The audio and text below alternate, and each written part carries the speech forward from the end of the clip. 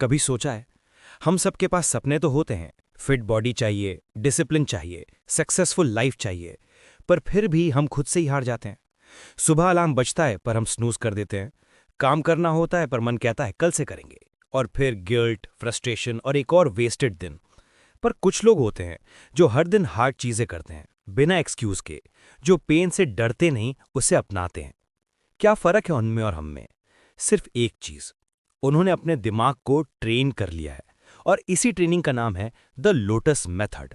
एक ऐसी ancient eastern philosophy जिसे सैमुराई और मंक्स फॉलो करते थे, जहां स्ट्रगल से भागना नहीं, बल्कि उसमें से खिलना सीखना था।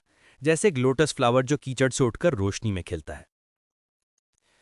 12th सेंचुरी जापान में एक वॉरियर मंक था, बेंकी। बचपन से ही वो जिद्दी, लड़ाकू और अकड़ू था। एक दिन उसने चैलेंज कर दिया एक शांत, फोकस सैमुराई को, युशित्सुनी। और उस दिन बेंकी पहली बार हारा। लेकिन गुस्सा होने के बजाय उसने कुछ ऐसा किया जिससे सबने रिस्पेक्ट थी। वो झुका और युशित्सुन से बोला, मैं तुम्हारा साथ छोड़ूंगा नहीं। उस दिन से उसकी जिंदगी बदल गई। कठिन ट्रेनिंग, लंबे सफर, भूख, ठंड, दर्द सब झेला, पर कभी पीछे नहीं हटा। क्योंकि बेंकी ने सीख लिया था, स्ट्रगल से डरते नहीं, उसे अपनाते हैं। पेन उसका टीचर बन गया। और यही है द लोटस मेथड का एसेंस। जैसे लोटस फ्लावर जो डार्कनेस में भी खिलना सीखता है। 4 steps of the lotus method. Lotus का पहला स्टेज होता है बीज, जो कीचड़ में दबा रहता है। ये स्टेज है निंताय, मतलब इंड्योरिंग पेशेंस। लोटस पैनिक नहीं करता, वो रुकता है, अडैप्ट करता है। सैमुराइज भी ऐसे ही करते थे।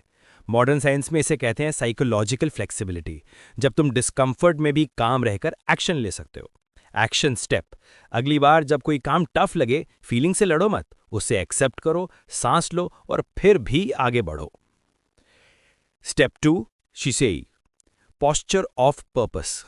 जैसे लोटस पानी के ऊपर उठता है डायरेक्शन के साथ, वैसे ही तुम्हें अपना शिसेई सेट करना है, अपना पोस्चर और इंटेंशन। सैमुराई कभी झुके हुए नहीं रहते थे, वो फियर में भी पर्पस के साथ मूव करते थे। मॉडर्न साइंस कहती है कि तुम्हारा बॉडी पोस्चर तुम्हारे माइंड को शेप करता है। Action step. हार्ड काम स्टार्ट करने से पहले सीधा खड़े हो, डीप ब्रेथ लो और पूरे इंटेंशन के साथ एक्शन लो। स्टेप 3, केंशो, रिफ्लेक्शन ऑफ ग्रोथ।